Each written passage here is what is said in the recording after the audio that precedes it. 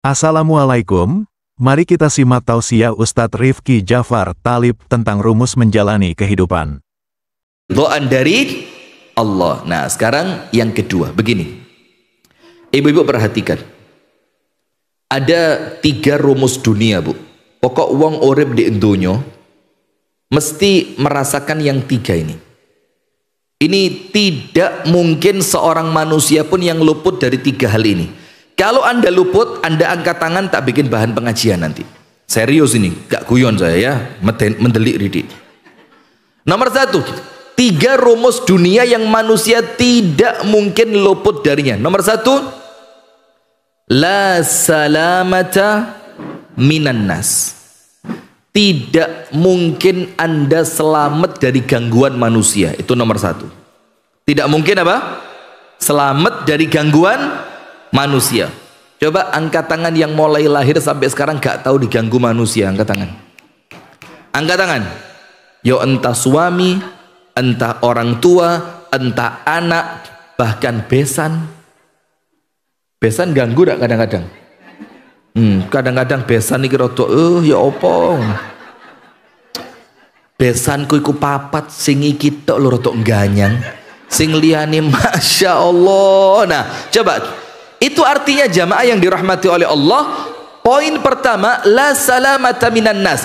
Kalau kita hidup di dunia, kudu ngerti namanya hidup bersama manusia mesti mendapatkan gangguan. Apa dalilnya? Dalilnya begini. Rasulullah sallallahu alaihi wasallam bersabda, "Alladzi yukhalitun nas wa yasbiru ala adzahum khairun minalladzi la yukhalitun nas wala yasbiru ala adahum." Grapia, senang kumpul sama orang, ada arisan datang, nanti tonggone mantu yo ngewangi, nanti ada tetangga kesusahan dia juga datang ke rumahnya menghibur. Pokok orang itu grapia, blater, kalau bahasa Kasembonnya itu humble. Tahu humble? Humble itu kalau mau ngangkat panci panas itu pakai jampel. Humble itu bahasa Inggris. Bahasa Inggris itu artinya yo sama, blater, grapia, wonge serawung. Serawung. Nah, maka orang yang seperti itu kata Nabi Muhammad apa? Wa yasbiru ala adahum. Dan dia bisa sabar kalau diganggu. Maka dalam hadis ini ada 2. Nomor 1, kalau kumpul manusia kudu sabar. Kenapa harus sabar? Karena kalau kumpul manusia pasti diganggu. Kadang-kadang orang lain tidak niat ganggu saja, kita kadang-kadang salah paham kok. Ada orang lain, kita berlima, terus yang situ ini bisik-bisik, langsung bingung.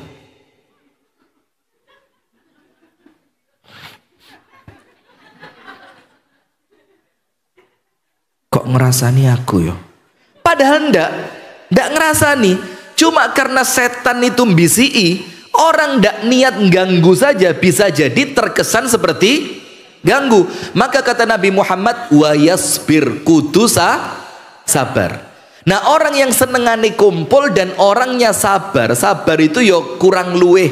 Kadang-kadang orang lain salah, ala wis gak popo, jenengi yo manusia.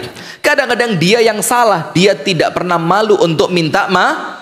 Biasa, namanya juga manusia kan. Nah, dibandingkan orang yang tidak seneng kumpul, walladzi la yukhalitun nas wala yasbiru adahum. Kalau dibandingkan orang lain yang gak seneng kumpul, dia omah tok, wis pokok ono manten yus teko cret mulai maneh, ono pengajian gak wis aku tak ngrungokno YouTube ae. Terus ada acara lagi, rekreasi majelis taklim At-Tibyan, rekreasinya ke Mekah Al-Mukarramah. Gak wis gak melok. Terus bilang apa? Gak melok aku. Engko ketemu wong-wong iku wis mesti dijak. Rasan. Nah, orang yang ndak seneng kumpul, lihat apa kata Nabi Muhammad, dan ini gak mungkin salah. Biasanya gak kenean. Orang yang ndak seneng kumpul itu biasanya apa? Gak kenean. Diomongi titik pore, dikandani titik tersinggung, gak dijak titik ngamuk, Nah akhirnya karena dia gak kenean tersinggungan, akhirnya dia wes timbang aku loro hati terus, gak usah kakean kumpul. Nah maka Nabi Muhammad ngomong lebih bagus orang yang sering kumpul tapi sabar dibandingkan yang gak pernah kumpul biasa nih tersinggungan. Nah maka nomor satu Bu, kalau memang kita ngerti kita ini kumpul bareng manusia, yo harus paham pasti mendapatkan gangguan. Nomor dua, rumus dunia. Nomor satu, la salamata minan nas, tidak mungkin selamat dari gangguan manusia. Nomor dua, la rahata fid dunia, tidak mungkin bisa mendapatkan kenyamanan 100% di dunia, tidak mungkin. Namanya dunia Bu, kepingin enak yo kesel dhisik. Kadang-kadang wis mari kesel kroso enak gak suwe, mari ngono sumpek maneh. Ada seorang perempuan diceritakan oleh Syekh Ali As-Sabuni dalam kitab tafsir Safwatut Tafasir, ketika cerita mengenai apa, laqad khalaqnal insana fi kabad. Kabad itu apa?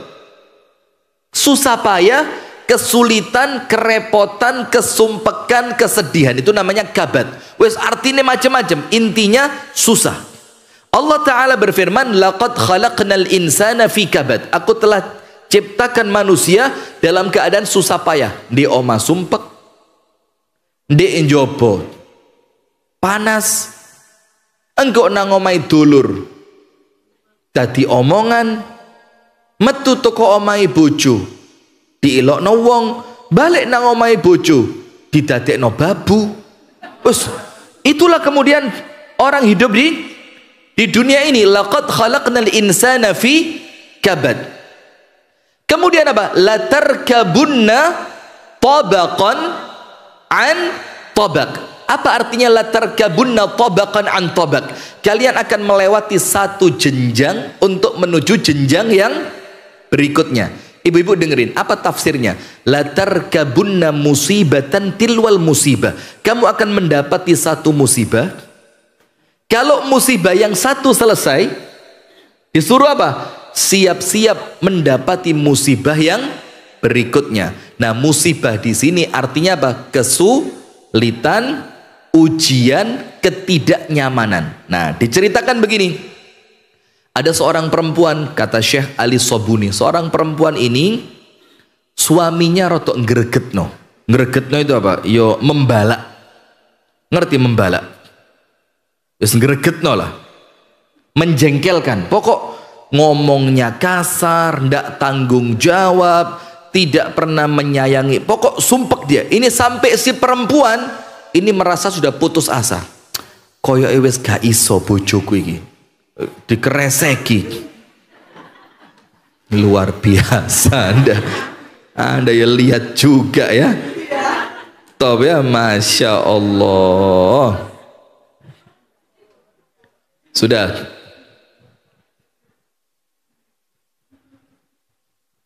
Begini.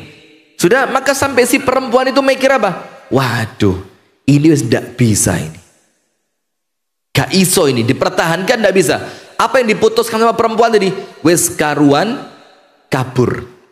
Akhirnya perempuan itu pergi, meninggalkan rumah suaminya ketika suaminya sedang bekerja. Harapannya apa?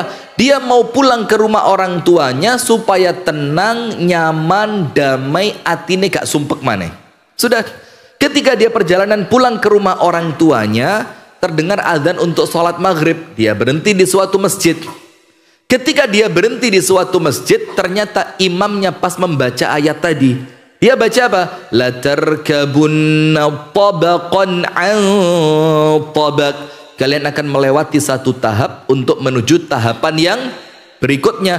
Ini perempuan ngerti ayat tersebut. Satu musibah ditinggalkan, akan pindah kepada musibah yang lain. Satu kesulitan dilewati, akan disambut oleh kesulitan yang berikutnya. Satu ketidaknyamanan dia tinggalkan, dia akan masuk pada ketidaknyamanan yang berikutnya. Terus perempuan ini mikir, saya baru saja pergi dari rumah suami yang itu tidak nyaman.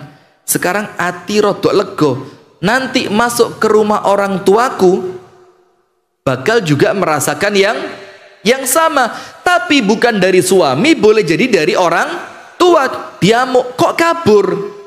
Diamuk lagi, karepmu apa? Diamuk lagi, wong wedok kok gak taat sama.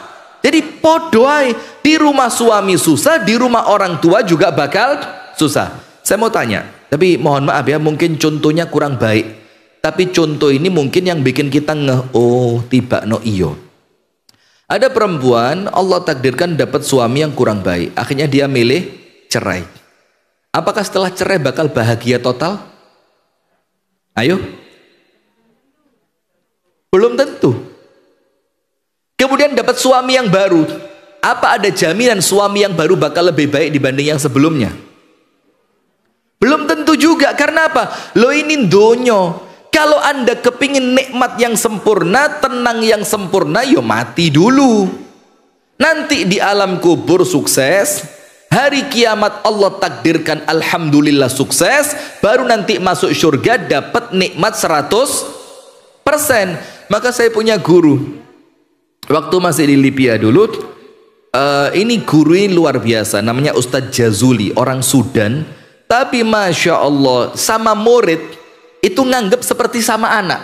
Kalau ngandan itu kayak sama anak, sampai diurui cara masuk kamar mandi. Kamu lihat kamar mandi itu malah bagusnya pakai sendal, khawatir ada kotoran segala macam, sampai ngandani itu koyok ngandani anak. Sudah, apa yang terjadi? Suatu hari dia ngomong begini, ad-dunya lan tu'tika kulla syai'. Beliau bilang sama murid-muridnya itu, ya bunai, kata beliau, nak, kamu harus ngerti, dunia ini tidak mungkin memberikan kepadamu 100%, tidak mungkin. Kenapa? Karena 100% itu nanti akan Allah berikan ketika kamu masuk surga. Jadi kalau di dunia ini gak mungkin jangkep. Ayo, anda pernah lihat gak? Orang sing di dunia uripe jangkep, sogeh, sehat, anaknya api, rumah tangganya baik, ndak ada masalah. Pernah ketemu? Sing paling sogeh di Gresik siapa? Ayo. Siapa? Ndak datang orangnya. La ilaha illallah. Padahal biasanya ndak datang ya. Coba cek orang paling kaya sak Gresik. Katakanlah satu nama, siapalah? Siapa? Haji Misri. Bisri, Masya Allah. Jangan-jangan, nanti kalau dengerin tidak enak ini. Kalau di tempat kami, katakanlah ada satu orang sogeh pol, sampai dia punya anak angkat, diambil itu umur 3 tahun. Ketika anak angkat ini umurnya 5 tahun, dibikinkan rumah, yang rumah itu kalau diuangkan setara 7M. Mulai tanahnya sak bangunannya sak perabote lengkap, padahal umurnya berapa? 5 tahun. Kemudian dia anaknya macung jadi bupati. Jadi setelah jadi Allah takdirkan kena kasus KPK. Dan anda tahu nangkepnya kapan? Malam Idul Fitri. Padahal besok wes siap di rumahnya mau kumpul keluarga. Bapaknya yang kaya raya tadi sampai sumpek telepon sana telepon sini, atur sana atur sini, ndak bisa, sampai kebawa pikiran, terakhir meninggal dunia. Padahal wong paling sugih sak tempat di mana saya tinggal, paling sugih, sampai bupati ini kalah, orang paling kaya. Tapi Allah uji apa? Ini saya sampaikan apa adanya ya, mudah-mudahan jadi pelajaran buat kita. Semua anak perempuannya dia punya anak laki, punya anak perempuan. Tidak ada yang rumah tangganya baik, semua diceraikan oleh suaminya. Padahal secara harta duniawi, ini kalau suruh beli Gresik kira-kira nutut duit. Uangnya luar biasa. Karena apa? Yo itulah hakikatnya dunia ini. Tidak mungkin mendapatkan di dunia ini sesuatu 100%. Ono wong sugih, anaknya api, rumah tangganya baik, boleh jadi Allah cabut kesehatannya. Iya benda. Sebaliknya lagi, ada orang sehat walafiat, rumah tangganya baik, anak-anaknya nurut, Masya Allah, tapi secara keuangan pas-pasan, bahkan terkadang kurang. Ada yang lain lagi, kaya raya, sehat walafiat, suami atau istrinya baik, ya Allah takdirkan tidak punya anak. Loh, yo situ dunia. Cuma masalahnya dunia ini sawang enak mbek wong iku lho. Gak ero deh, ayo ijo lure, Pak. Maka dulu di acara TV ada acara televisi itu tukar nasib. Anda ikut waktu itu ya? Oh enggak. Lo kok tahu? Ada acara TV itu apa? Ngikutin enggak zaman itu? Yo kira-kira 10 tahun yang lalu mungkin dia. Tukar nasib. Wong soge pindah urip di omai wong melarat 3 hari. Yang orang miskin tadi disuruh hidup di rumahnya orang yang kaya raya berapa hari? Sing soge enak mari telung dino balik soge. Lah sing melarat wis telung dino nikmat, kolam renang, sauna, spa, shower, ruang makan, ruang tamu, tidurnya nyaman. Setelah 3 hari balik melarat maneh. Itu saking apa? Saking supaya mereka merasakan ternyata tidak senikmat yang kamu lihat. Ini orang miskin yang masuk ke rumahnya orang kaya, seneng tulinan cetekan lampu, tak tek tak tek, masya Allah. Bahkan yang lampunya itu tidak pakai skakel, pakai remote. Sewengi gak turu tulinan remote. Besoknya apa? Besoknya mulai kena rutinitasnya orang kaya. Bapak jam 9 acara di sini, ngeluh deh. Aduh. Jam 9 seket mari, nanti jam setengah 11 Pak ditunggu klien di tempat ini. Waduh. Nanti setengah 12 Pak ada makan siang bersama di tempat ini. Waduh. Nanti setengah 2 Pak, setengah 4 Pak, nanti jam 7 ada take sampai pulang ke rumah setengah 1 malam kayak gini. Jadi single wedok apa? Kena apa Pak? Remuk dadi wong soge. Nah, akhirnya dia tahu ternyata cuma sawang. Pelan-pelan. Astagfirullahaladzim. Ternyata cuma apa? Sawang sinawang. Karena setiap orang oleh Allah diberikan ujiannya masing-masing. Intinya di dunia tidak mungkin nikmat 100%. Nah, maka perempuan tadi yang kabur dari rumah suaminya ketika sholat maghrib kerungu imam baca ayat la tarkabunna tabaqan an tabaq, apa yang terjadi? Dia mikir di rumah suami susah, di rumah orang tua juga bakal susah. Mendingan saya susah dan sabar di rumah suami dapat ridhonya Allah daripada saya susah di rumah orang tua tapi durhaka kepada suami. Ya itulah dunia ini. Anda mau pindah ke kutub utara podo. Anda mikir enak yo urip di Mekah, sholatnya terus di Masjidil Haram sama. Anda mau mikir enak ya wong Batu yo adem, KBKB murah, itulah jari wong Gresik. Orang Batu ngomong apa? Enak yo di Gresik kerja opo ae dadi. Dek Batu iki enak angin tok kerja opo-opo angel, pajeke yo larang. Sama sawang sinawang. Karena rumus dunia yang kedua, la rohata fid dunia.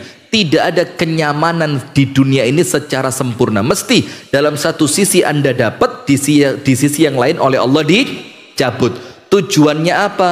Supaya kita ngerti hidup kita bukan di dunia tapi mengejar surga. Nomor 3, apa rumus dunia nomor 3? Nomor 1 tadi apa?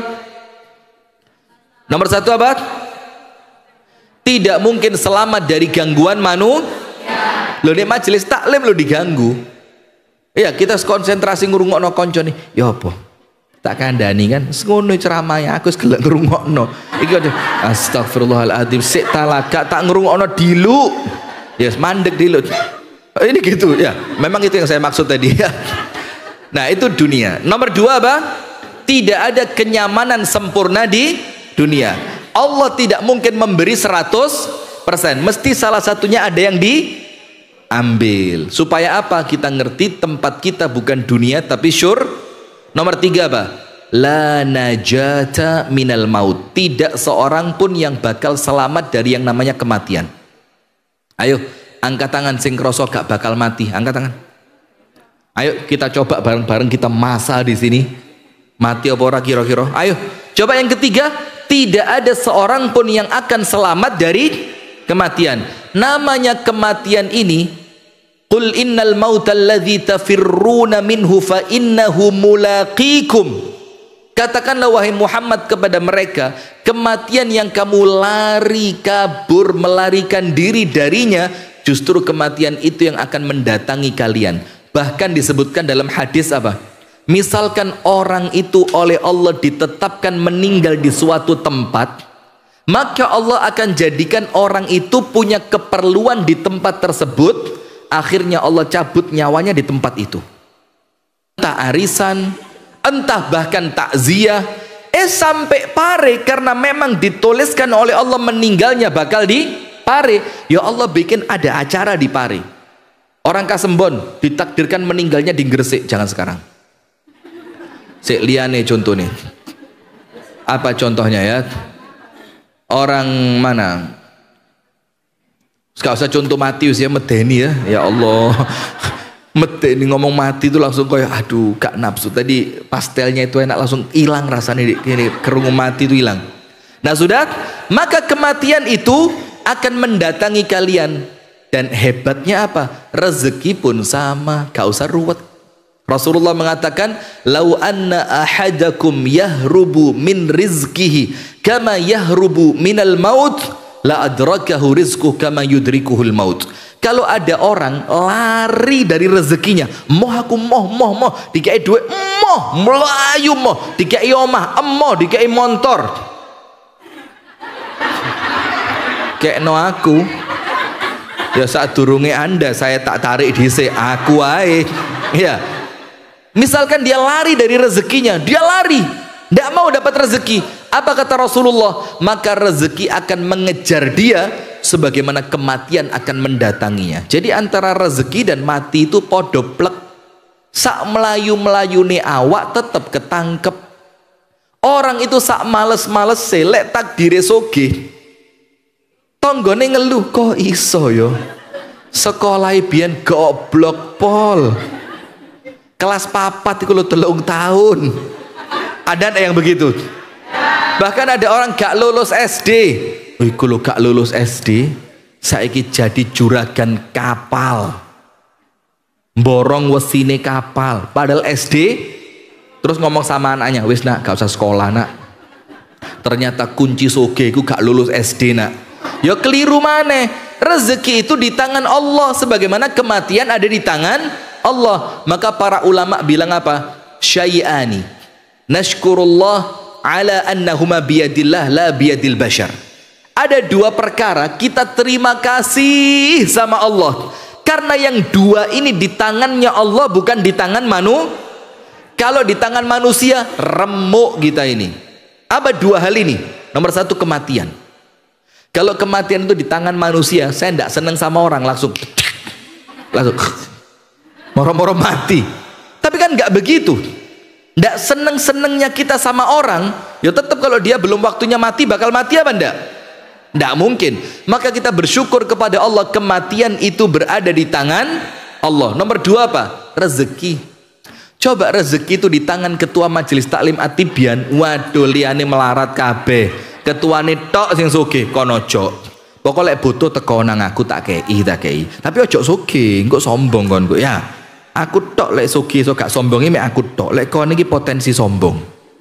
Nah, maka kita bersyukur kepada Allah. Karena apa? 2 perkara ini ada di tangan Allah, dan Allah melakukannya sesuai apa yang Allah kehendaki. Nah, sudah, ini 3 rumus orang hidup di dunia. Nah, sekarang poin ketiga, Bu. Lek dilarani wong. Dilarani itu apa?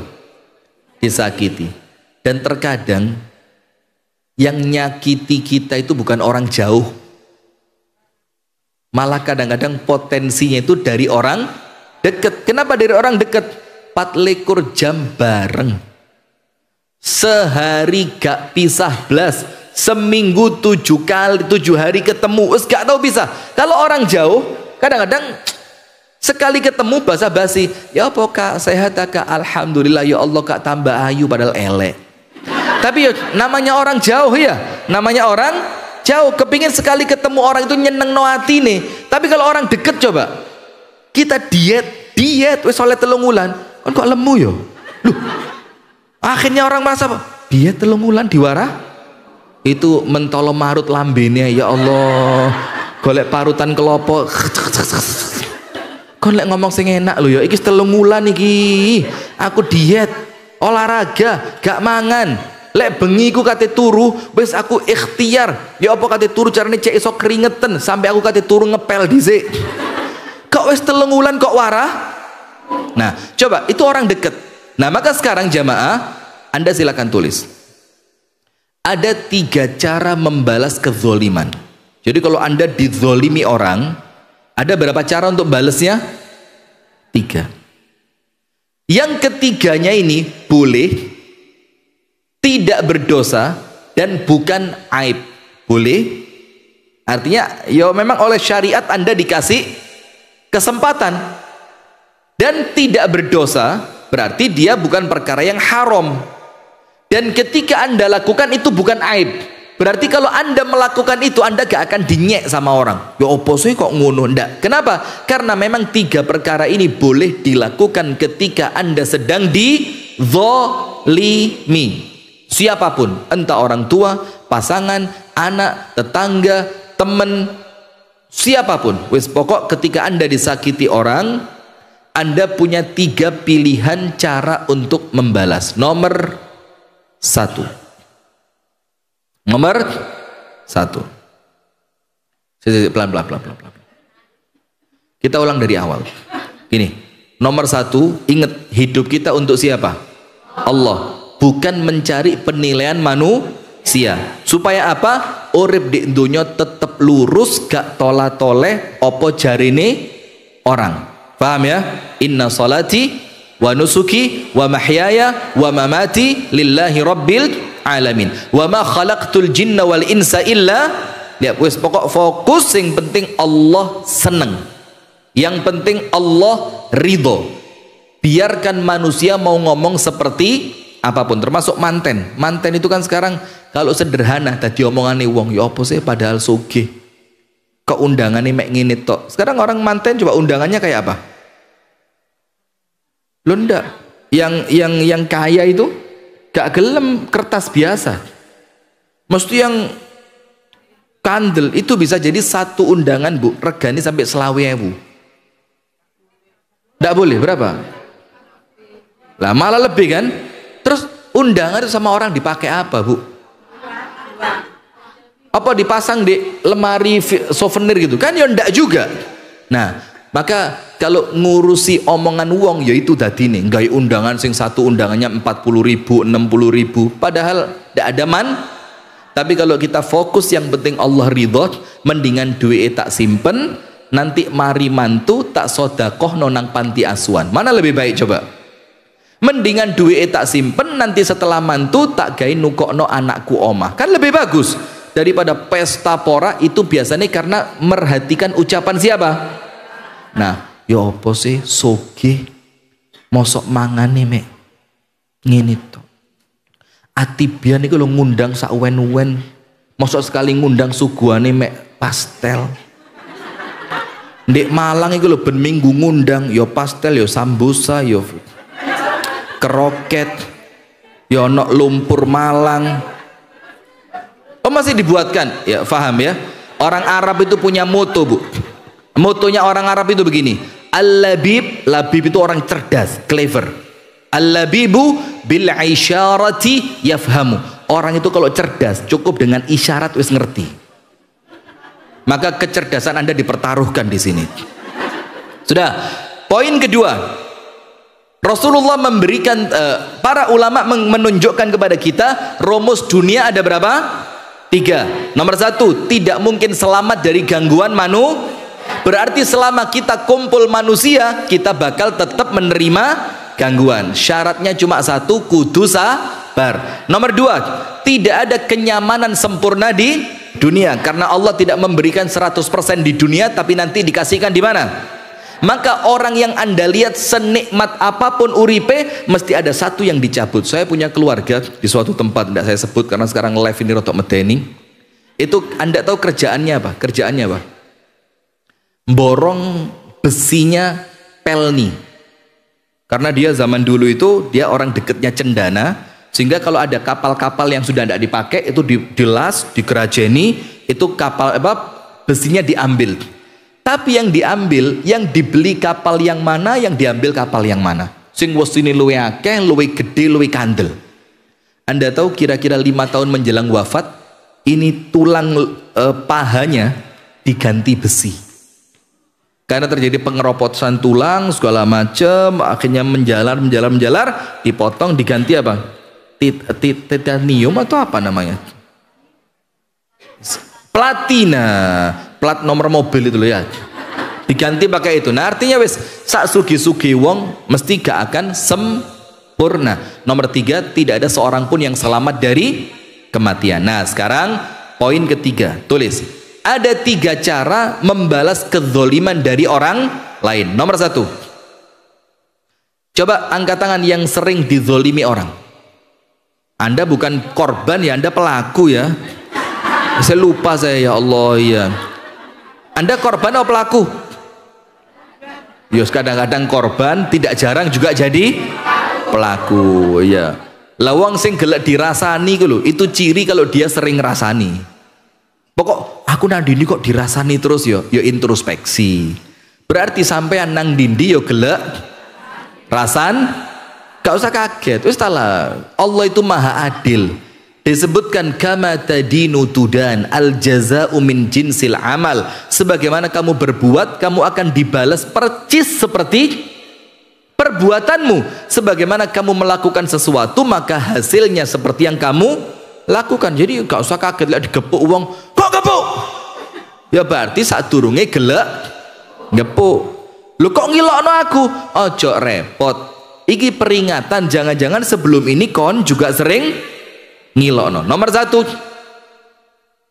orang yang dizolimi orang lain boleh membalas sesuai kezolimannya. Dikampleng, pok, balasan, pok.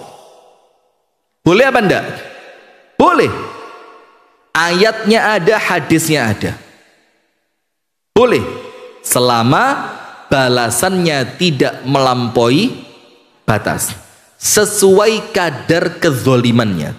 Apa ayatnya? Allah Ta'ala berfirman, wa jaza'u sayyi'atin sayyi'atum mithluha.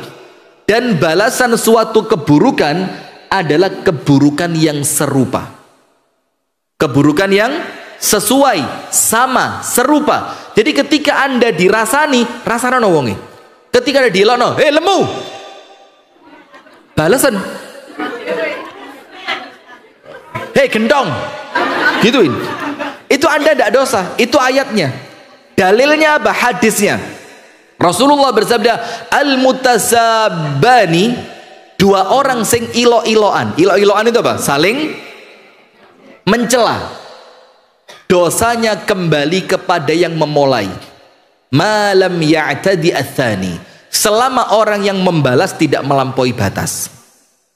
Jadi kalau Anda dilokno wong, terus Anda balas ngilokno, Anda tidak dosa, malah dosanya dia double.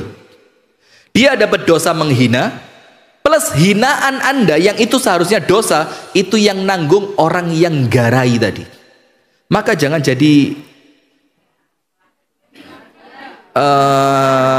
ngerti ndak? Jangan jadi pemula. Ojo garai wong.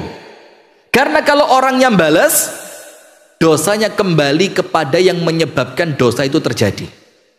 Contoh, zaman SD dulu. Tapi SD-nya kita beda ya. Saya SD itu saya kan sekarang 20. Biasa aja. Anda ini kita ngaji ngresiki hati. Jangan sampai saya umur saya 27. Astagfirullah wa atubu ilaih. Ini ngaji tiap bulan hasilnya kayak gini. Astagfirullahaladzim. Sudah guyon-guyon ya. Sudah. Zaman saya SD, Anda tahu bullying enggak? Perundungan. Dulu ada. Oh, bukan itu bahasanya. Zaman biyen ya biasa, dilokno koncone, diganggu koncone, biasa. Mulai zaman saya kecil itu sudah ada. Dan bukan ringan, yo parah. Tapi anak di zaman itu mentalnya kuat. Jadi digarai koncone itu ya Sampai di zaman saya, Bu, itu teman saya pipis di toilet, roknya digantung di pintu toilet. Itu kita ambil roknya. Kita ambil, metu nggih godong. Lo serius? Dan itu tidak jadi masalah. Yo, tetap yo itu tidak boleh ditiru dan itu tidak baik. Cuma itu selesai di sekolahan, selesai dipanggil guru, dijemur di depan tiang bendera mulai jam 7 sampai jam 12 awan, metu karing goreng tok ini. Anda tahu kerupuk udang? Kalau mau digoreng ya apa? Nah, ini jemurnya mari karing goreng tok ini. Sampai mulai ku kumus-kumus raya abang ireng. Umi tanya, mama saya tanya, kenapa nak? Ngomong gak wani. Karena kalau sampai orang tua tahu, ditambahi. Bener apa enggak? Sekarang karena orang tuanya saya ngurui ngalem, dia pak no dijewet. Ya Allah, iki songgare mati loh dijewet iki. Iki dijewet iki lah sampai memar, iki perlu transfusi darah iso sampai 3 liter loh iki. Jadi orang tuanya pun lebay. Sampai sekarang uang iku wedi mondokno anak. Saya di pondok malam pertama di pondok, malam pertama. Karena saya tidak ikut ospek. Teman-teman saya itu masuk ke pondok 4 hari sebelum masuk sekolah. Karena apa? Masa orientasi santri, ospek. Saya tidak ikut. Saya masuk Minggu malam, Senin pagi sekolah. Masuklah saya Minggu sore datang. Diantar umi saya, diantar abah saya bawa selimut segala macam datang, taruh kamar. Sudah setelah sholat maghrib, ada sholat isya, makan malam. Nah waktu makan malam ya biasa, jenenge gak kenal konco kan, belum kenal semua, makan sendirian. Sampai kamar dikawampleng sama teman saya. Pak Wok, Arab. Lek mangan gaul dewean. Kudu kumpul be konco nih. Saya Bu jerone hati, ya Allah. Sikat pertama di pondok. Pincang, apa kata gurunya? Ibhath anni ghairak. Carikan selain kamu. Si murid bilang, loh kamu, saya kan kepingin dapat pahala nuntun guru. Supaya saya dapat keutamaannya, dapat pahalanya, dapat barokahnya.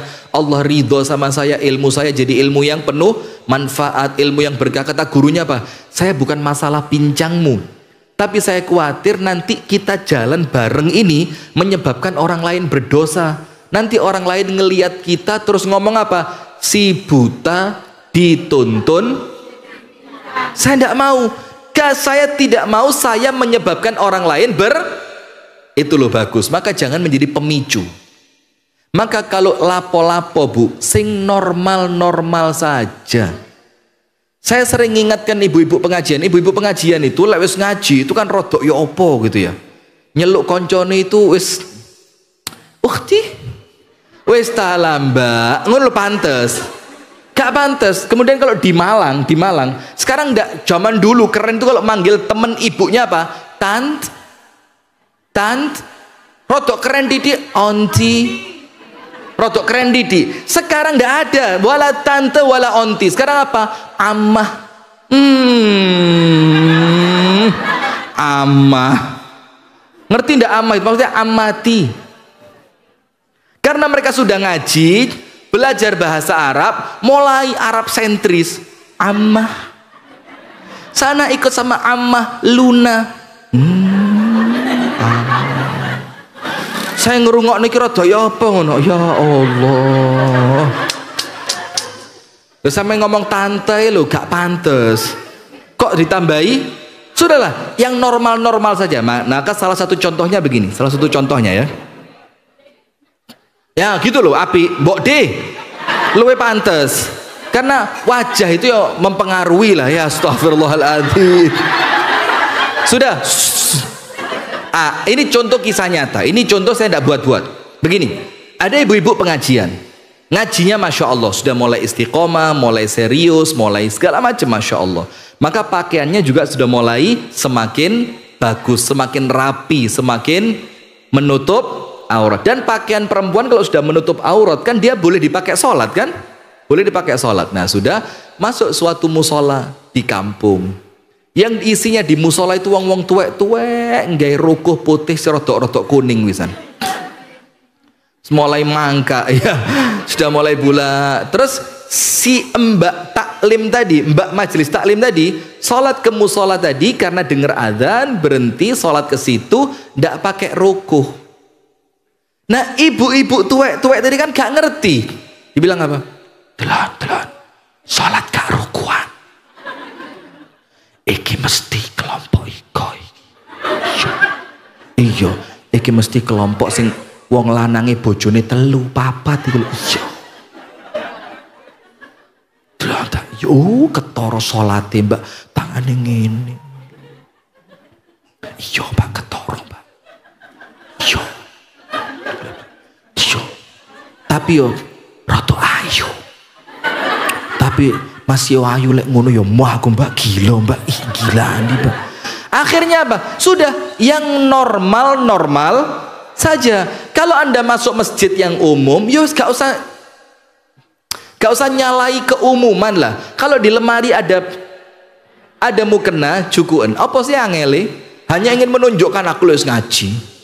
Ngene iki soleh guys, salah sampai lah gak ngerti. Desit. Malah dosa.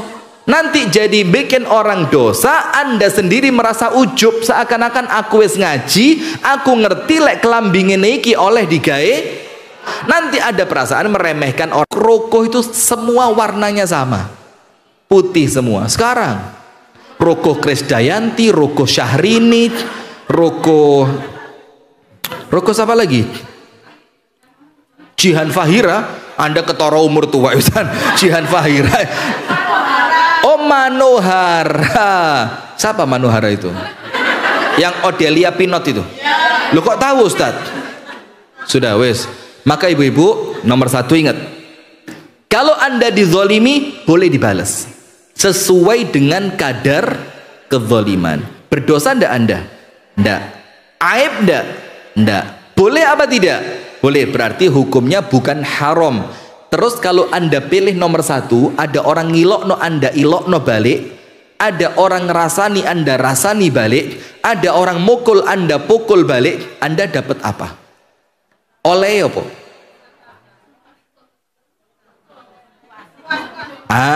Lega ndek jerone dikira aku gak iso, ha?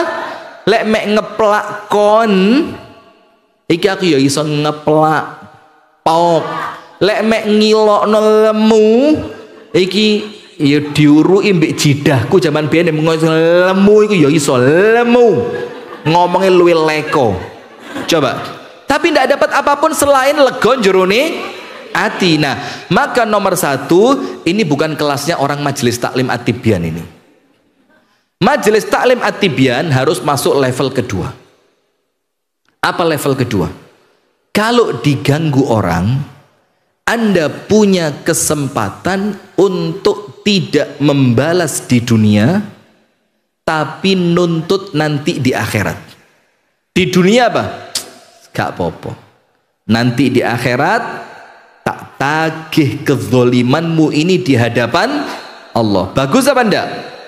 Dibandingkan nomor 1, tentu yang nomor 2 lebih bagus. Diempet ndek donya, aku jane yo iso tapi aku moh. Kalau cuma ngomong ngilokno maido, aku yo iso tapi saya ndak mau. Kalau cuma sekedar kamu mukul saya balas pukul, aku iso. Kamu menghina saya balas hinaan, saya bisa. Kalau sekedar kamu meludah saya balas meludahi kamu, saya bisa. Kalau sekedar kamu ndak ngundang tak balas gak tak undang, saya bisa. Tapi saya tahan diri saya. Tujuannya apa? Supaya nanti di akhirat kezolimanmu menjadi ladang pahalaku. Faham? Maka milih nomor 1 apa nomor 2? Ya lepas pengajian ya. Tapi lepas kejadian engkau ya nomor 1 di lego sithik. Nah, ini maka pentingnya pengajian itu kan istiqomah supaya apa? Iling terus, karena orang manusia itu namanya manusia gampang lali, gampang emosi, gampang terpancing. Kadang-kadang pas kejadian lupa, oh keprocut. Nah, kata-kata keprocut itu berulang kali. Lalu keprocut kok terus? Kelepasan.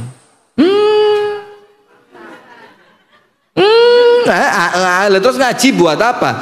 Ngaji itu melatih diri untuk mampu sabar. Nah, maka nomor 2, jangan dibalas di dunia. Jangan dibalas di dunia. Terus bagaimana? Biarkan di dunia, jangan dibalas di dunia, tapi nanti di akhirat PN pahalanya dia. Tak ceritani. Ada salah seorang sahabat Nabi namanya Abu Umamah Al-Bahili. Ini ada penonton? Ada. Namanya Abu Umamah. Namanya siapa? Abu Umamah Al-Bahili. Al-Bahili. Bukan bakhil, bukan pakai kha, pakai ha. Tapi aja teman-teman, saya turun sikatan biasa saja ya. Abu Umamah Al-Bahili, dia cerita satu hadis yang hadis ini dikatakan oleh para ulama marfu. Marfu itu ini hadis dia dengar dari Nabi Muhammad. Nanti di hari kiamat ada dua orang dipanggil sama Allah Ta'ala untuk menghadap. Ada berapa orang? Dua. Dipanggil untuk menghadap. Wis. Satu orang dipanggil, namanya siapa enaknya? Orang namanya siapa? Yang di majelis taklim At-Tibyan yang paling ngehit siapa? Bu Nina bawa sih, jangan. Takut saya. Roto medeni. Ini laporannya langsung ke umi saya soalnya. Liane coba. Bu Salma, mana orangnya? Ada ya? Yang mana? Bu Salma angkat tangan. Waduh, tapi elek cerita nih.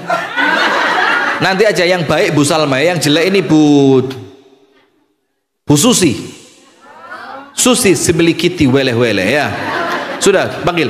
Susi, maju dia datang ke hadapan Allah. Ini saya ceritakan versi cerita ya, supaya lebih mudah. Begini, dipanggil sama Allah, Susi sini ya, sip. Namamu Susi ya Allah. Ini Iqra kitabak. Allah bilang ini bukumu, rapotmu. Disuruh cek nama, oh betul ya Allah. Cek foto, oh foto betul ya Allah. Cek tempat tanggal lahir, betul ya Allah. BIN-nya betul, wes pokok data diri lengkap. Nomor induk kependudukan, cek, oh lengkap ya Allah, betul. Nomor KK, betul ya Allah. Barcode dicek dulu, cek tembus ya Allah, sip.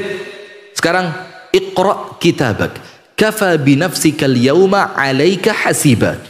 Bacalah kitabmu dan tidak ada saksi kecuali dirimu sendiri.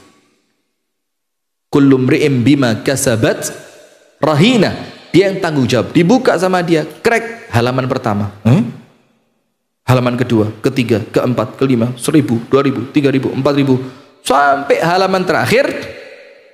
Kitabnya dikembalikan kepada Allah. Ya Rabbi, hadza laisa kitabi. Krek, ya Allah, bukan punya saya ini. Loh, kenapa? Kok bukan punya kamu? Ya Allah, saya ini hajinya 3 kali.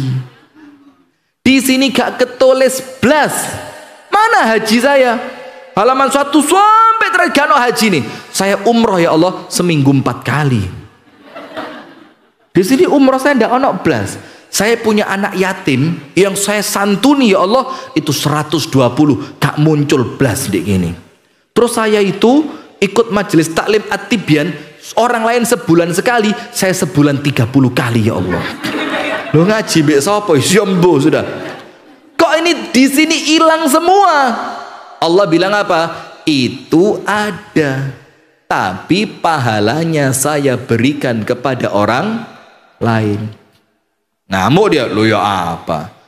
Ya Allah, yo gimana lah ya Allah, lo masa saya yang mengamalkan, orang lain yang ngambil pahalanya.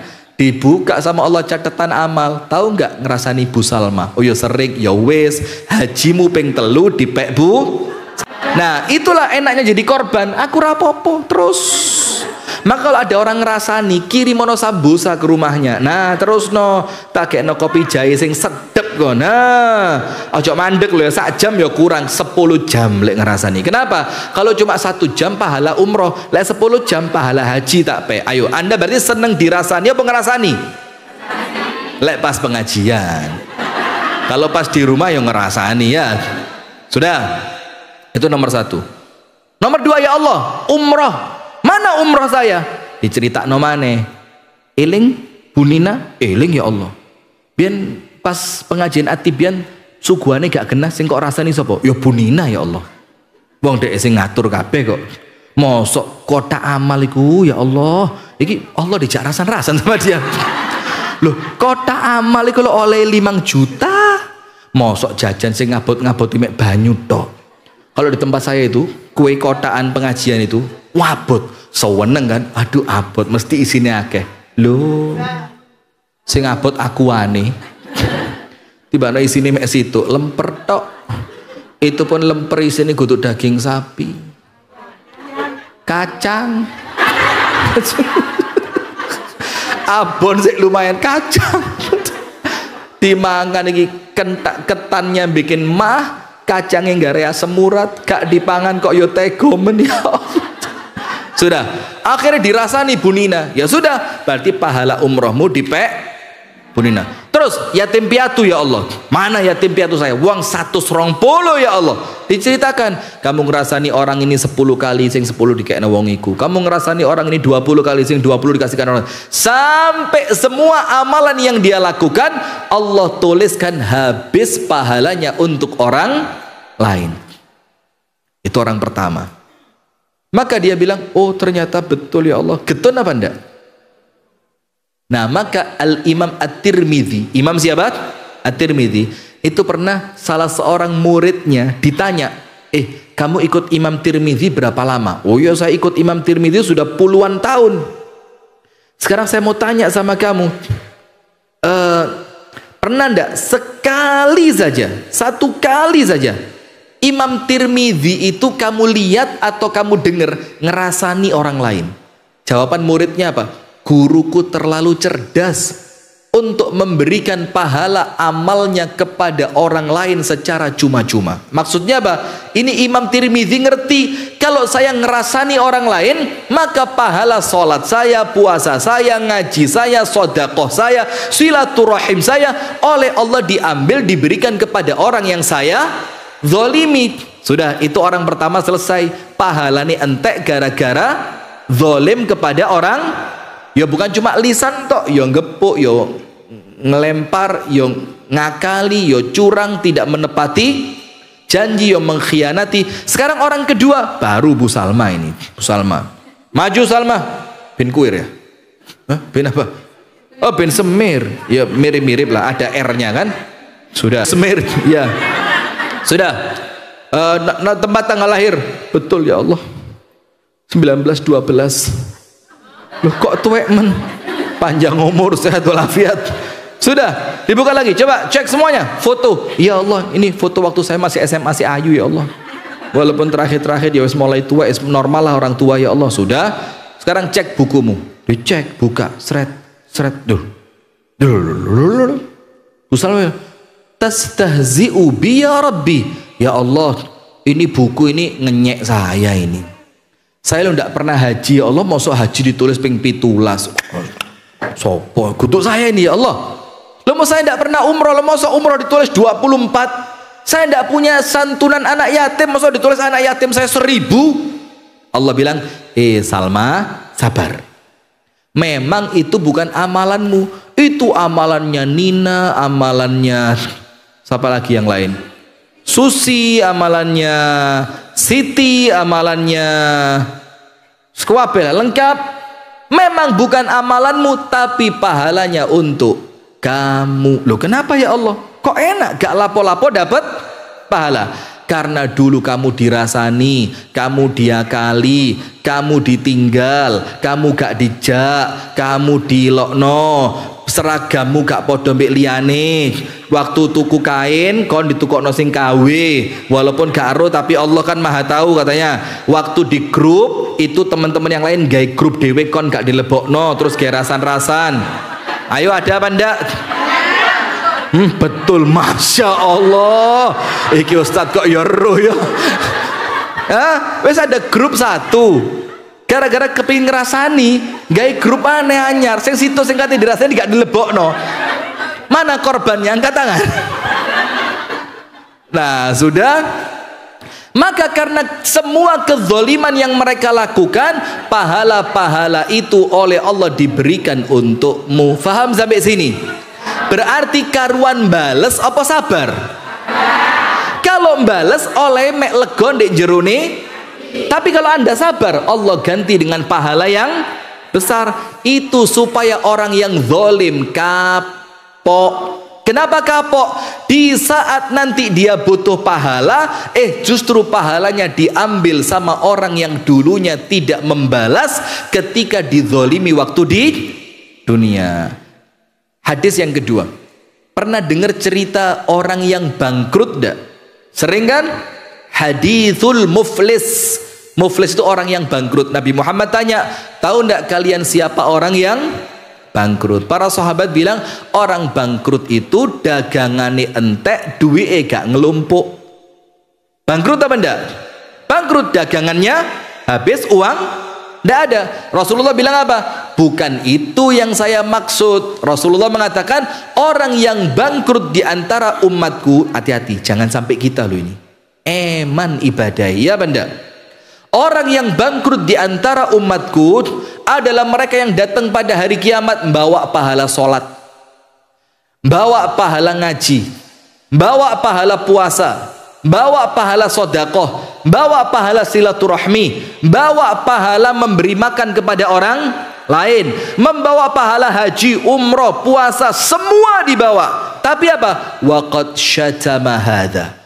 Tapi orang yang bawa pahala banyak itu tahu nyentak wong iki, tahu ngilokno wong iki, tahu ngerasani wong iki, tahu ngakali wong iki, tahu mengingkari janji dengan orang ini. Pernah ini sampai apa yang terjadi? Pahala yang dia kerjakan di dunia diberikan kepada orang-orang yang ketika itu dizolimi dan mereka tidak membalas. Betul apa enggak? Maka eman apa enggak? Kalau pahalanya habis, ternyata yang antri nuntut masih banyak, maka dosanya orang yang dizolimi ditanggung oleh orang yang pernah menzolimi. Maka Kiai Haji Abdullah Gimnastiar tahu? Agim yang sempat diboikot ibu-ibu itu kan? Zaman kapan itu ya, ibu-ibu boikot sama ibu-ibu. Wah, Hakim ya apa? Hakim fotonya diinjek-injek, diobong. Lo biasa njaluk foto lo sopo. Nanti kok diobong-obong. Waktu itu kenapa Bu kok diboikot itu? Oh.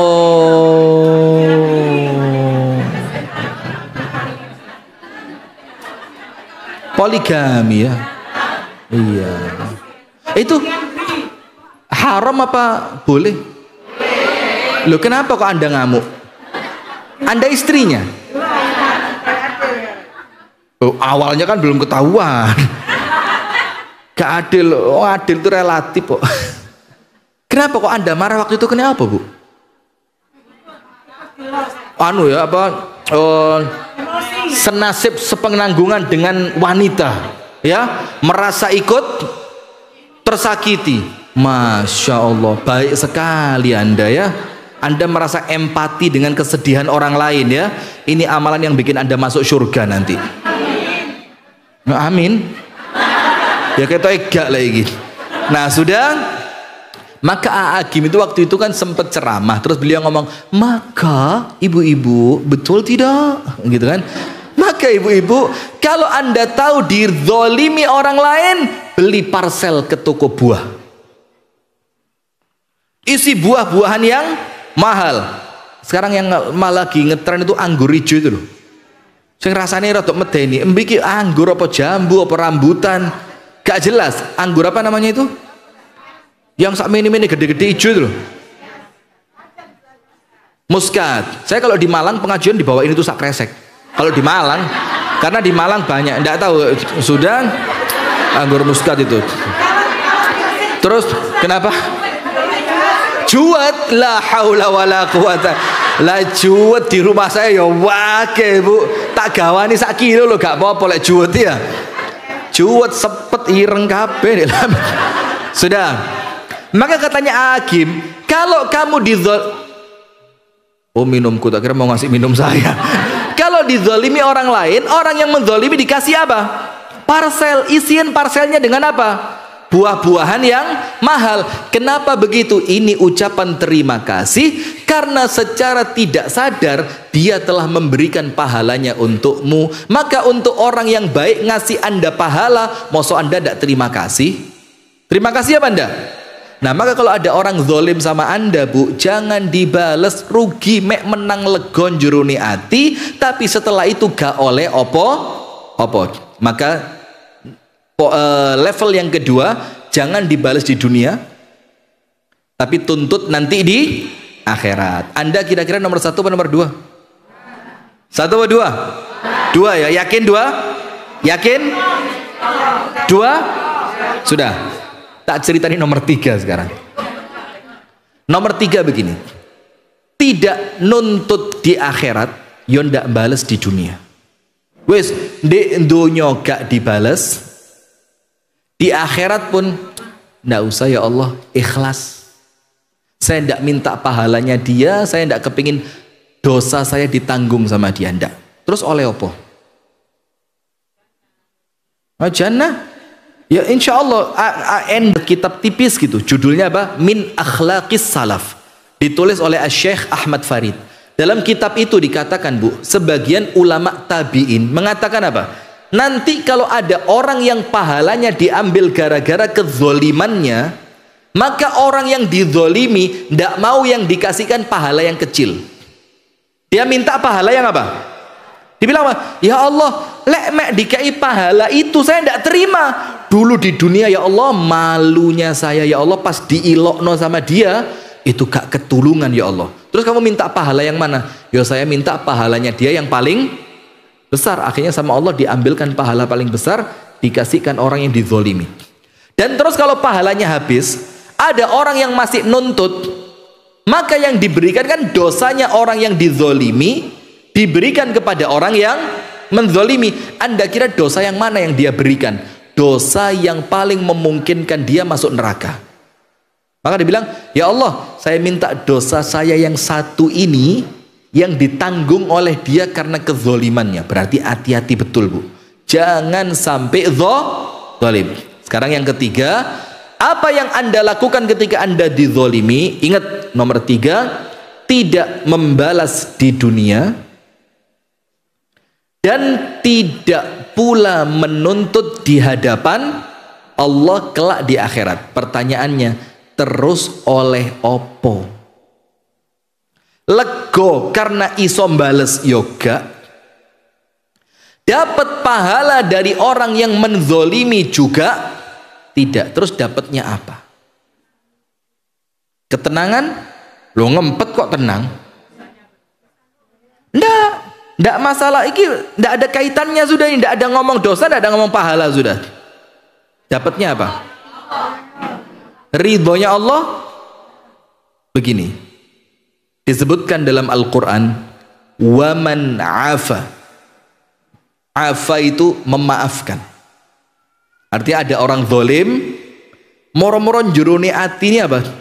Gak popo, sejarno, gak sepiro, alah paling rong dino ya wis lali, gitu loh. Afa, dimaafin langsung. Wa aslaha, dan bukan cuma dimaafin, tapi orang yang zalim sama dia malah diapii.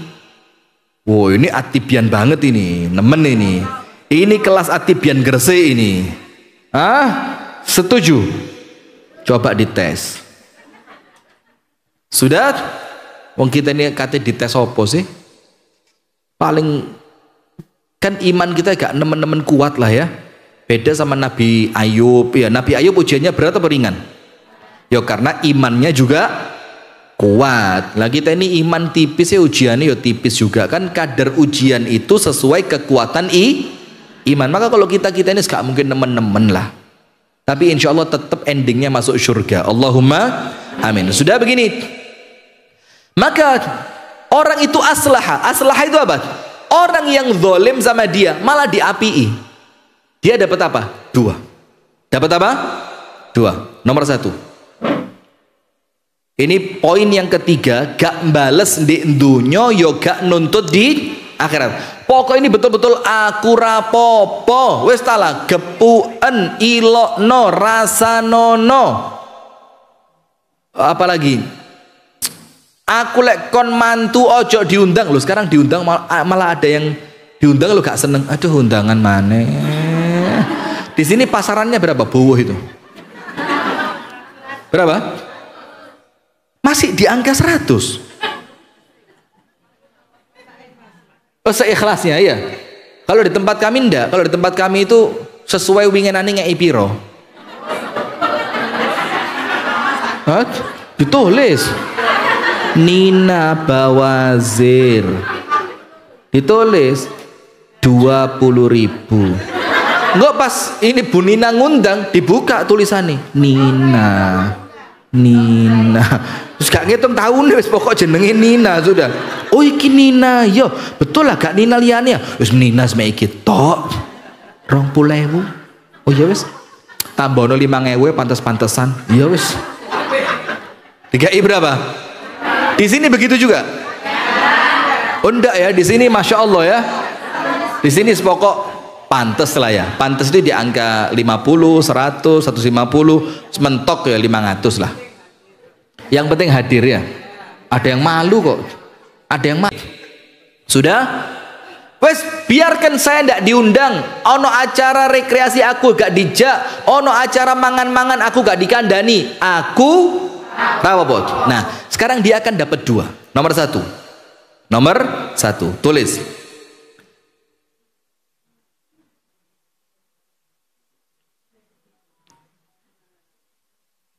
Idfa' billati wala tastawi alhasanatu wala sayyi'ah. Idfa' billati hiya ahsan. Fa idza alladhi bainaka wa bainahu adawatun ka'annahu waliyyun hamim. Wa ma yulaqqaha illa alladhina sabaru wa ma yulaqqaha illa dzu hadzin 'adzim. Artinya tidak sembarang orang bisa. Insya Allah kalau orang-orang rajin ngaji, insya Allah bisa. Begini, Allah Ta'ala berfirman, tidak mungkin sama antara kebaikan dan keburukan. Jadi tidak mungkin sama lah Bu. Ketemu orang diawali senyum, tidak mungkin sama ketemu orang diawali mencep. Masuk rumah diawali doa, tidak mungkin sama dengan masuk rumah diawali jerit. Jerit ya apa? Kopi! Tas melbu jerit apa? Kaget ya, itu yang saya inginkan tadi. Berarti Masya Allah terlaksana niat saya. Tidak sama. Tidak sama orang yang keluar rumah niatnya baik dan orang yang keluar rumah niatnya buruk. Allah mengatakan di awal tidak sama antara yang baik dan yang tidak mungkin sama. Berarti kalau tidak mungkin sama, berarti Anda pilih yang baik apa yang buruk? Baik apa buruk? Baik dong. فَمَنْ يَعْمَلْ مِثْقَالَ ذَرَّةٍ خَيْرًا يَرَهُ وَمَنْ يَعْمَلْ مِثْقَالَ ذَرَّةٍ شَرًّا يَرَهُ. Elek bakal dapat hasil, baik juga bakal dapat hasil. Kemudian dilanjutkan idfa' billati hiya ahsan. Balaslah keburukan dengan bukan kebaikan. Al-ahsan. Baik itu hasan. Baik itu apa? Hasan. Kalau ahsan lebih baik. Tidak cukup baik. Kayak orang sing luwe apik. Gini, ada orang jahat. Anda tidak membalas kejahatannya, itu sudah baik. Sudah baik. Tapi Allah tidak minta itu. Allah minta Anda harus bisa lebih dari sekedar baik. Eman lek me apik tok kan? Allah minta apa? Potensimu bisa lebih dari itu. Maka Allah minta harus lebih baik. Maka kalau tidak membalas sudah cukup baik, maka Allah mintanya apa? Gak dibalas plus ditambahi hadiah. Teko nang omahe isu-isu pada kerungu, kon wingi dirasani mbek Kak iki.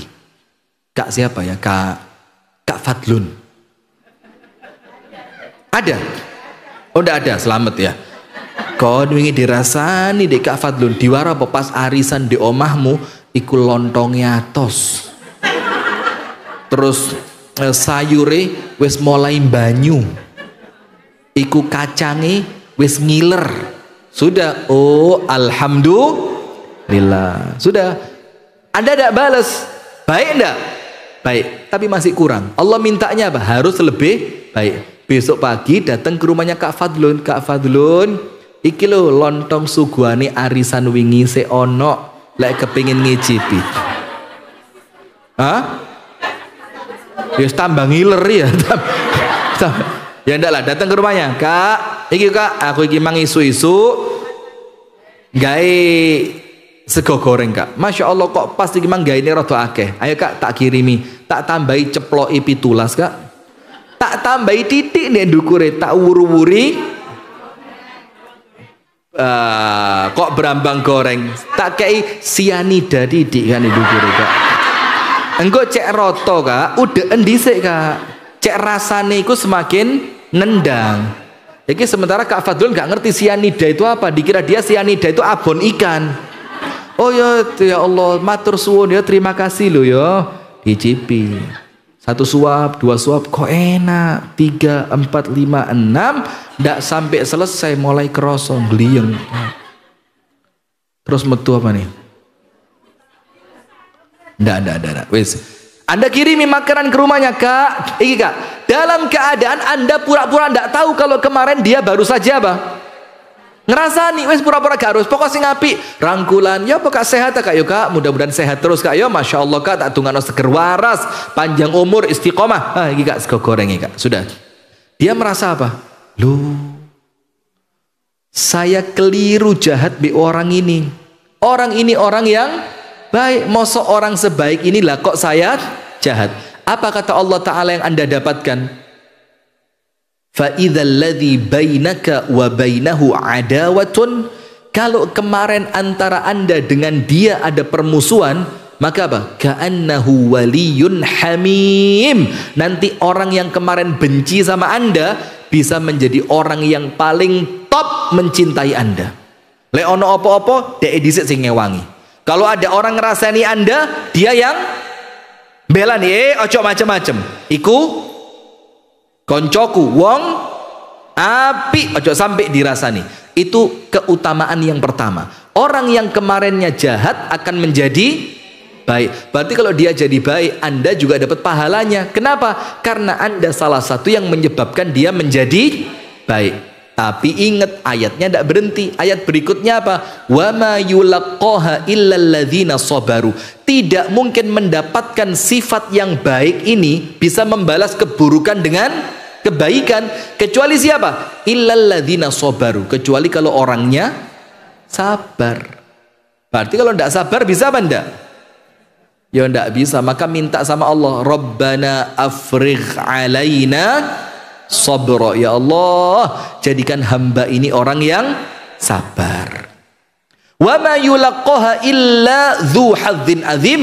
Dan tidak mungkin mendapatkan itu kecuali orang yang punya keberuntungan besar. Itu keutamaan yang pertama. Yang kemarin musuh sekarang jadi siapa? Jadi teman. Sudah ya, jam 11. Yang kedua, apa keutamaan kedua? Dalam surat Yusuf oleh Allah diceritakan begini, Bu. Kalau Anda tidak balas di dunia, tidak nuntut di akhirat. Ini kelasnya At-Tibyan ini. Harus bisa. Amin. Insya Allah bisa ya. Tidak balas dunia, tidak nuntut akhirat.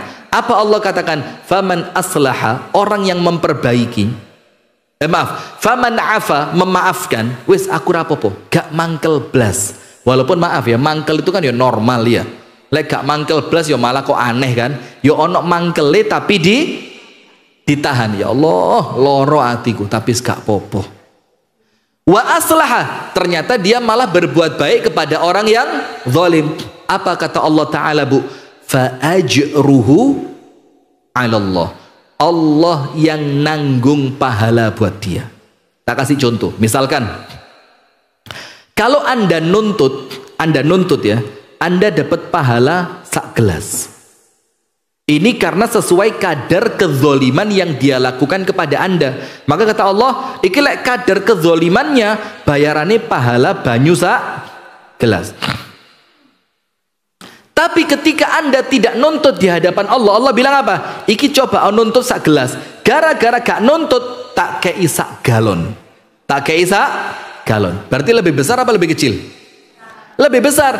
Itu kenapa? Karena yang memberi bukan manusia tapi Allah. Lah manusia dibandingkan Allah ya tidak ada bandingnya, tidak ada apa-apanya. Maka Allah bilang kalau nuntut sak gelas, lek gak nuntut sak galon. Faman afa wa aslaha fa ajruhu 'ala Allah. Barang siapa memaafkan dan tidak menuntut, bahkan dia memperbaiki hubungan antara dia dan orang yang zalim, maka Allah yang jamin pahalanya. Apa tadi? Dikatakan oleh para ulama, jaminan pahala dari Allah itulah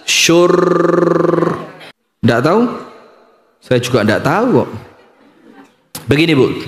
Ceritanya ini ceritanya Abu Bakar dengan misanannya. namanya Misdi. Dari mana orang Arab namanya Misdi itu? Mistah. Begini, ibu-ibu pernah dengar tidak cerita Ibunda Aisyah dituduh melakukan zina? Ya kan? Sudah, sampai Ibunda Aisyah itu ndak wani metu teko omah selama 40 hari, ndak berani keluar. Ketemu Nabi Muhammad, kata Ibunda Aisyah apa? Nabi Muhammad keluar masuk rumahku blas, gak ngomong apa-apa, blas. Bayangin, ada suami tapi didiamkan. Ya Allah, coba 40 hari.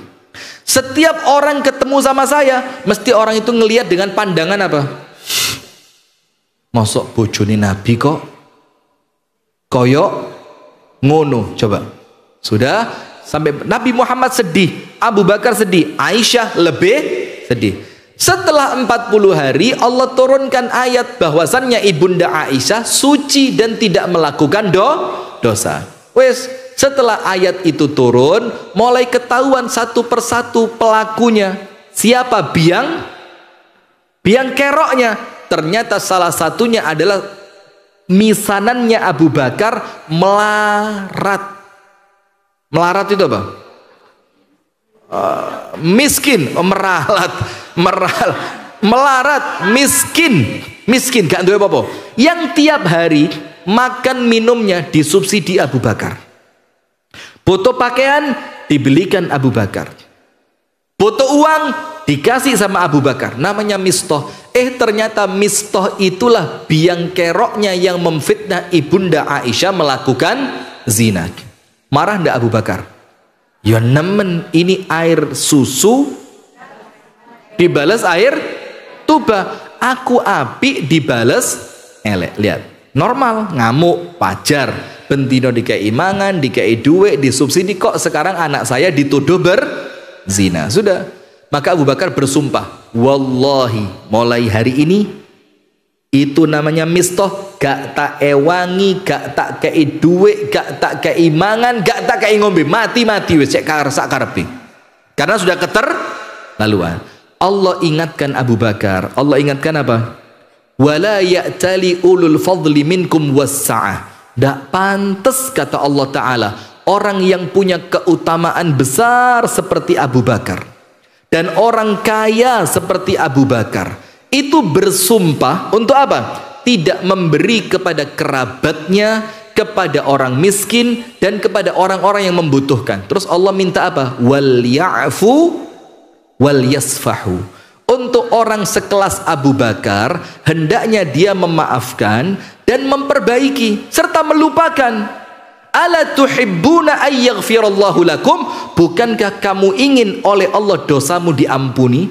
Abu Bakar ngerti, ini ayat nyindir saya ini. Pas kejadian saya dengan Mistah, saya boikot Mistah, Allah turunkan ayat untuk memaafkan dan melupakan. Karena Allah ingin mengampuni, langsung Abu Bakar berdiri. Ya Allah, saya mau engkau ampuni. Apa yang terjadi? Abu Bakar membayar kafarah dari sumpahnya. Lalu Abu Bakar pulang ke rumah, bawa uang, bawa makanan, bawa pakaian, bawa minuman, semua dibawa. Diketuk rumahnya Mistah, tok tok tok tok. Kata Mistah apa? Siapa? Abu Bakar. Terus Mistah bilang, Abu Bakar, kalau datang ke sini cuma mau marah, wes towo seharian saya dimarahi sama orang. Wes tolonglah Abu Bakar, kalau niatmu datang untuk marah, wes muliyai. Aku wes kroso kalau saya salah. Abu Bakar bilang apa? Lu keliru Mistah. Saya datang ke sini, saya mau minta maaf. Wih, kaget. Sing salah sopo? Yang minta maaf siapa?